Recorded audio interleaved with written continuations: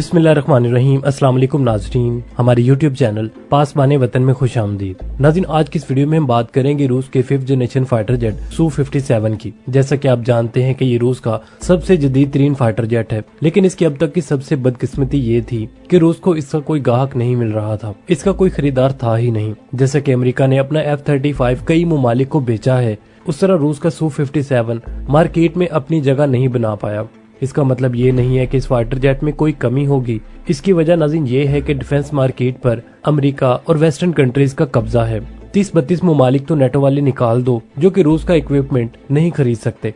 इसके अलावा भी अमेरिका का काफी ममालिक पर कब्जा है जो चाहते हुए भी रूस की जानिब नहीं जा सकते। तो नाज़रीन, इस तरह एक बड़ी मार्केट अमेरिका ने क्रैप की हुई है और जो ममालिक अमेरिका के कब्जे में नहीं आते, या तो इन्हें फाइटर जेट्स की जरूरत नहीं है या फिर इनके पास इतनी दौलत नहीं है कि ऐसा फाइटर जेट खरीद सकें। तो नाज़रीन, ऐसे में ऐसी खबर का जंगल में आग की तरह फैल जाना कि एक मुल्क ऐसा भी है जो रूस का ये फाइटर जेट खरीद रहा है या खरीद चुका है। नाज़रीन, ये वाकई एक शॉकिंग न्यूज है। नाज़रीन, हुआ यह है कि एरो इंडिया 2025 इंडिया की जानिब से दिफाई नुमाइश मुनक्किद की गई थी, जिसमें रूस ने भी हिस्सा लिया था और इसमें अपना Su-57 नुमाइश के लिए रखा गया था। इस तरह रूस की दिफाई कंपनी रोजोबोरन एक्सपोर्ट के सरबराह ने ऐलान किया है कि इनका Su-57 पहली बार 2025 में किसी दूसरे मुल्क को फराहम किया जाएगा। याद रहे कि इससे पहले 2024 के आखिर में रूस ने हल्का सा इशारा दिया था कि इनके Su-57 के लिए मुतअद्दिद मुआहदे तय पा चुके हैं। तो नाज़रीन, किस मुल्क ने रूस का ये फाइटर जेट खरीदा ये अभी तक रूस ने रिवील नहीं किया था। इस मुल्क का नाम खुफिया रखा गया था और खुफिया रखने का मतलब जाहिर है अमेरिका की वो टांग है जो कि हर जगह वो अड़ा देता है। तो नाज़रीन, यही सोचकर इस मुल्क का नाम खुफिया रखा गया है।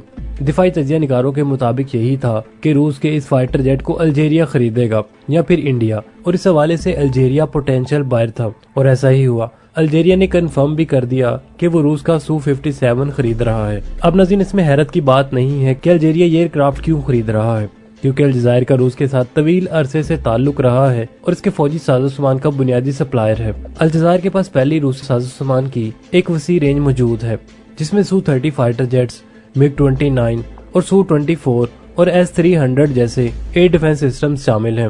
नाज़रीन, Su-57 के इजाफे से अलजायर एयरफोर्स की सलाहियतों में नुमाया इजाफा होगा, जिससे मुल्क की हैसियत अफ्रीका की सबसे ताकतवर फिजाइया में से एक के तौर पर मजीद मजबूत हो जाएगी। Su-57 को अमेरिका के F-35 लाइटनिंग II और चीन के J-20 जैसे 5वीं नस्ल के लड़ाका हथियारों के मुकाबले में डिजाइन किया गया है। ये अपनी जदीद तरीन स्टेल्थ सलाहियतों, सुपर मैन्यूवरेबिलिटी और जदीद तरीन एवियोनिक्स की वजह से नुमाया है। नाज़रीन, अगरचा अलजायर के मुआहदे की मखसूस शराइत खुफिया हैं, लेकिन ये इशारा दिया गया है कि Su-57 के एक्सपोर्ट वर्जन मगरबी हम मनसबों, खास तौर पर F-35 के मुकाबले में काफी सस्ता होगा। नाज़रीन, ये खरीदारी अलजायर की फौजी जदीदकारी की कोशिशों का हिस्सा है, जिसका मकसद इलाकाई फिजाई बरतरी बरकरार रखना और अपनी दिफाई सलाहियतों को मजबूत करना है। नाज़रीन, मास्को तवील अरसे से Su-57 की बैनुल अक़वामी मार्केट में मौजूदगी बढ़ाने की कोशिश कर रहा है और इसने तुर्की और हिंदुस्तान जैसे ममालिक को भी अपनी तरफ मुतवज्जो करने की कोशिशें की हैं। 2019 में रूसी सदर ने जाती तौर पर तुर्की के सदर रजब तैयब एर्दोगान को Su-57 का मुजाहरा किया है, जिससे ये क्या सराइयां हो रही हैं कि तुर्किश शहर को अमेरिका के F-35 प्रोग्राम के मुतबादल के तौर पर ले सकता है। ताहम कोई मुआहदा तय नहीं पाया। Su-57, जिसे नेटो की जानिब से फैलन का नाम दिया गया है, ये रूस के सुखोई कंपनी का तैयार करदा एक मल्टी रोल लड़ाका हथियार है। इसने पहली परवाज 2010 में की। 2020 में इसे सर्विस में शामिल किया गया। तकरीबन $50 मिलियन की यूनिट की लागत के साथ Su-57 को फिजाई बरतरी, जमीनी हमला, जासूसी और स्ट्राइक जैसे मुख्तलिफ मिशन के लिए डिजाइन किया गया है। ये तारा स्टेल्थ टेक्नोलॉजीज और जदीद तरीन एवियोनिक्स से लैस है, जिसे F-35 जैसे दीगर नई नस्ल के लड़ाका हथियारों के साथ मुकाबला करने की सलाहियत फराहम करता है। नाज़रीन, Su-57 2 टर्बो इंजन से चलता है, जिसमें आफ्टर बर्नर और फैक्टर थ्रट्स नोजल्स हैं, जो इसे गैर मामूली मैन्यूवरेबिलिटी फराहम करते हैं। इसके मौजूदा वर्जन्स में सैटर्न AL-41 इंजन इस्तेमाल किया गया है, जबकि मुस्तकबिल में Su-57 को ज्यादा ताकतवर इजरायली 30 इंजन से लैस किया जाएगा। ये इंजन Su-57 को मार्क 2.4 की स्पीड देंगे, जो कि तकरीबन 2600 किलोमीटर फी घंटा बनती है, और 1800 किलोमीटर की रेंज फराहम करने की सलाहियत देंगे, जिससे इस सैरे की परवाज 5 घंटे मजीद बढ़ जाएगी। नाज़रीन, Su-57 का वेपन बे बुनियादी तौर पर इंटरनल है, ताकि रडार की निशानदही को कम किया जा सके। ये गन से भी लैस है और इसके इंजनों के दरमियान 2 वेपन बे हैं, जिनमें ये कई किस्म के वेपन्स कैरी कर सकता है।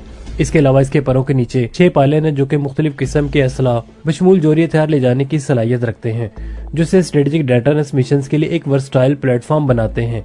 नाज़रीन, Su-57 की एक अहम खसूसियत इसके जदीद तरीन एवियोनिक्स है, खास तौर पर SS-121 ऐसा रडार जो इसे तवील रेंज के अहदाफ का पता लगाने और एक साथ कई खतरात से निमटने की सलाहियत फराहम करते हैं, जबकि ये स्टेल्थ को भी बरकरार रखता है।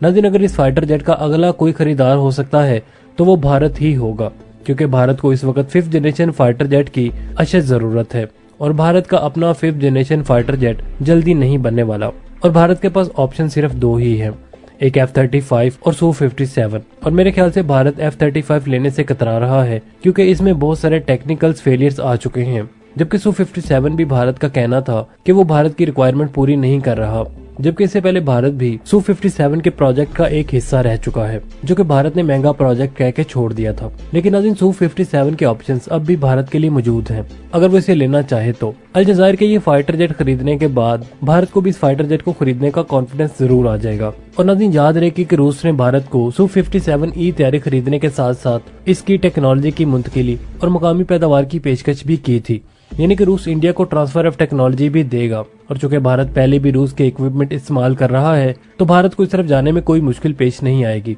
और नाज़रीन, अगर बात की जाए कि अल्जीरिया ने Su-57 क्यों खरीदा और अल्जीरिया से किसके खिलाफ इस्तेमाल करेगा, तो नाज़रीन आपको बताते चलें कि इस वक्त अल्जीरिया के किसी भी मुल्क के साथ खराब ताल्लुकात या ऐसे ताल्लुकात नहीं है जो मुस्तकबिल में जंग की वजह बने। अल्जीरिया के रूस से भी अच्छे ताल्लुकात हैं, चीन से भी अच्छे ताल्लुकात हैं। रूस के अलावा ये चीन के भी वेपन इस्तेमाल करता है। अमेरिका और वेस्टर्न कंट्री से भी इसके ताल्लुकात अच्छे हैं। अल्जीरिया का इनसे कोई क्लैश नहीं है। ताहम नाज़रीन, माजी में अलजायर के स्पेन, रोमन सल्तनत और फ्रांस से काफी खूनरेज जंगें हो चुकी हैं और काफी तवील जंगें हो चुकी हैं। नाज़रीन, रोमन सल्तनत ने इस मुल्क पर हमला किया था पर नाकाम रही और शिकस्त से दो चार हुई। नाज़रीन, अलजायर सल्तनत उस्मानिया का एक मजबूत बाजू था, ताहम फ्रांस ने बड़ी चालाकी के साथ इस पर कब्जा कर लिया और ये फ्रांस की कॉलोनी बन चुका था। ताहम फिर इस मुल्क ने अपनी आज़ादी की जंग लड़ी जो कि काफी ब्रूटल और लंबी जंग थी। नाज़रीन, 1830 में फ्रांस अल्जीरिया पर काबिज हुआ था और 1962 तक अलजायर फ्रांस का गुलाम रहा, वैसे ही जैसे हिंदुस्तान अंग्रेजों का गुलाम रहा।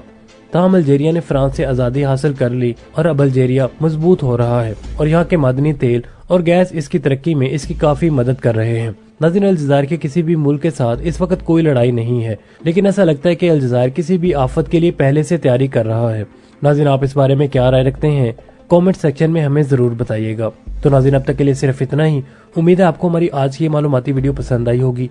अगर वीडियो पसंद आई तो इसे लाइक और शेयर करने के साथ साथ कमेंट सेक्शन में अपने ख्यालात का इजहार करना मत भूलिएगा। मिलते हैं नेक्स्ट वीडियो के साथ, तब तक के लिए आमिर सुहेल को इजाजत दीजिए।